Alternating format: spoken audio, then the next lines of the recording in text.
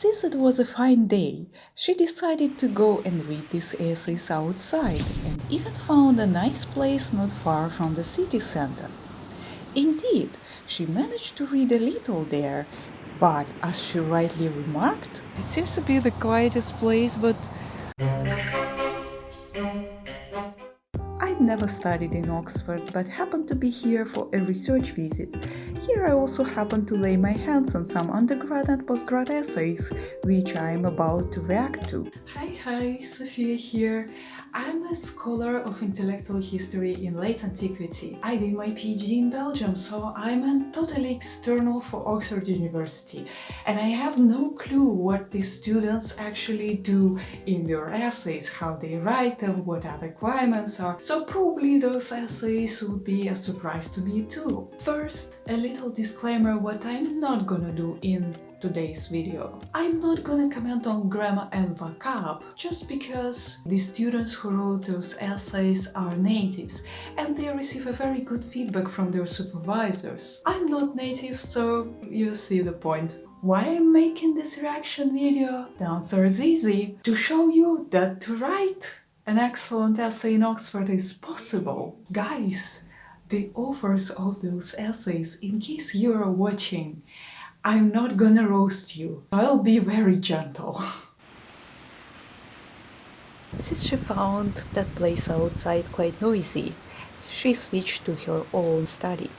We'll begin with the undergraduate essay dedicated to one of the major heretics of his time, Eunomius, the 4th century Christian heretic. Was he misunderstood? We'll see. This essay is actually a marvelous example of how a person could work through a lot of difficult material in a week and present this material in a very clear form. You then spend some time by introducing the topic. He discusses the topic and he shows to his tutor that he knows his stuff. Then after that, the part that I put in yellow, in this part, he actually describes what his essay argues about. But he's doing that in a rather chaotic way. He starts with the minor points, and then only in the middle of that paragraph, in yellow, he begins the reflection on the research question. He says, as the essay question asks whether Eunomius was misunderstood rather than whether he is still misunderstood, this essay will focus on the way his opponents reacted to his teaching. That's the point. So here, the student actually says what his essay will focus on, and that's a good thing to do because it brings clarity. The last sentence of that yellow paragraph is also a very good one. Here, he explicitly says what this essay will argue for. This essay argues that Eunomius was not misunderstood by his contemporary. And how this essay will argue for that? By delving into the historical context of the controversy around Eunomius and by discussing his theology and the reaction of his opponents. That's quite important. Here he basically says what his essay is about, what is the structure of his essay, what he's gonna do in that essay. He will argue that the Eunomius was not misunderstood and how he's gonna do it by first addressing the historical context, then his works, and then the works of his opponents. That's the structure of the essay. That's a very good thing to do. What I would recommend to do here is basically to swap those parts. First, to start with the sentence where he actually indicates the focus of his essay, as the essay question asks whether Eunomius wasn't misunderstood. So that first start with that, and then to say what the essay will argue about, and then discuss some nuances, some minor points.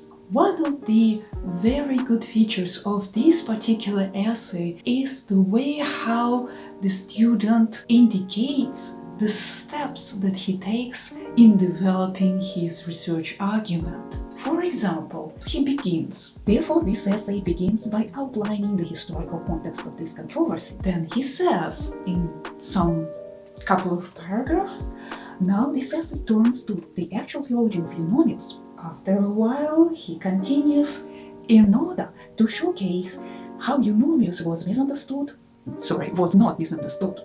One must turn to his contemporary, in particular his opponents. This is a very nice way how you can actually signal the steps that you make in your argument. And finally, there is a very nice conclusion, just a summary of the major points. There is no quotation from any secondary literature. If you want to know why it is so bad to have a quotation from other scholars in your conclusion, watch this video. This is certainly a very good undergraduate essay. I would add here just one thing. This essay will certainly benefit from indicating how it can actually contribute to the contemporary scholarship. If he could indicate the lacuna in the contemporary scholarship, that would be a perfect essay. If you don't know what the lacuna means, and if this thingy doesn't ring a bell to you, so watch this video and you will know everything what you need about finding your authorial voice, then you write your essay.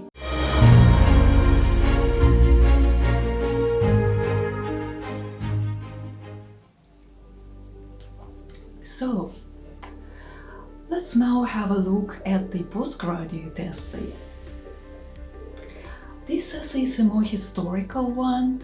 It is dedicated to a document so-called Doctrina Adai, which contains a narrative story about the Apostle Adai who preached Christianity to a Syrian king. This story is a complete fiction. But what does it say about the origins of Christianity in Syrian Edessa? This essay will tell us. This essay begins with the story.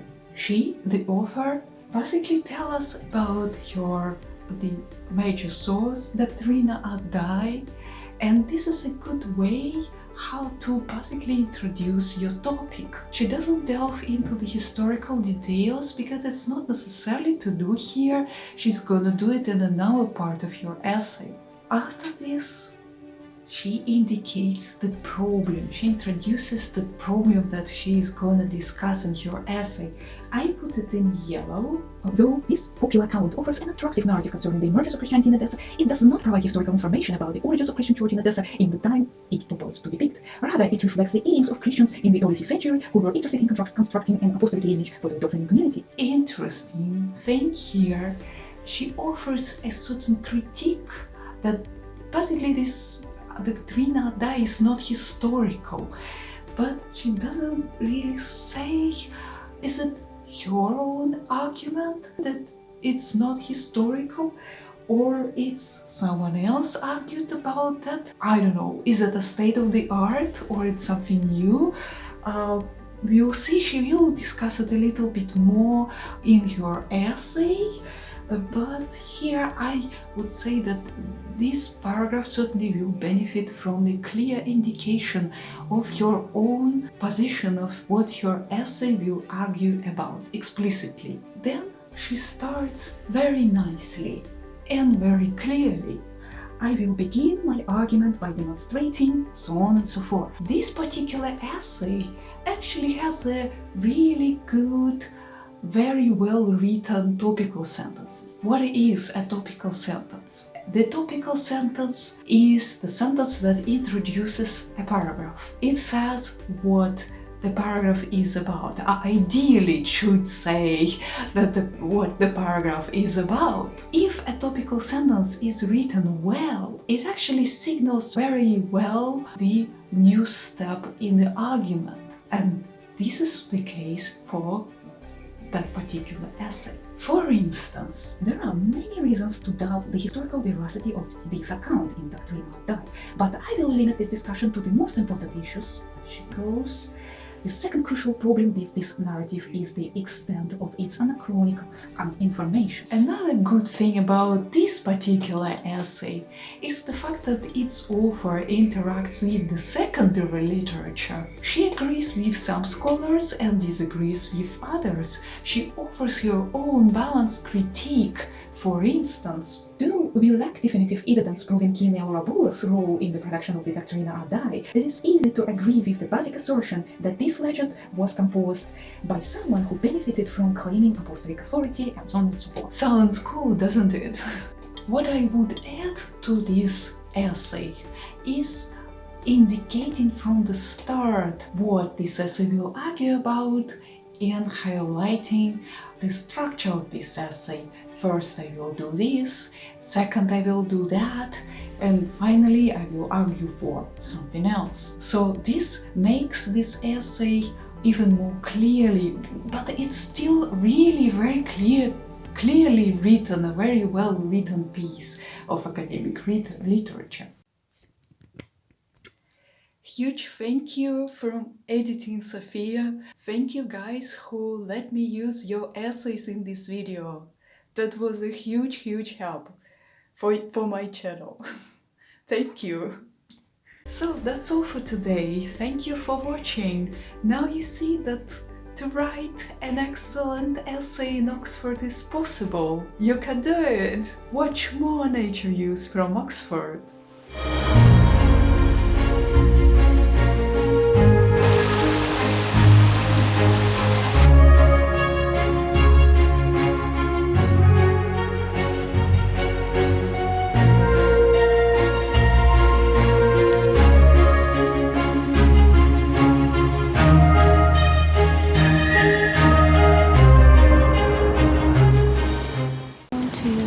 Do next?